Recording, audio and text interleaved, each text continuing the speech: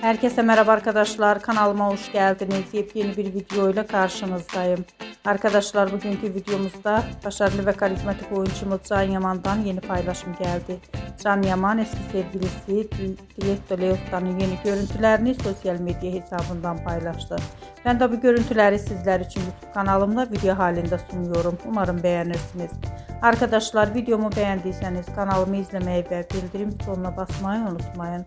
Şimdilik benden bu kadar olsun. Yeni videomuzda görüşmek üzere. Hoşça kalın.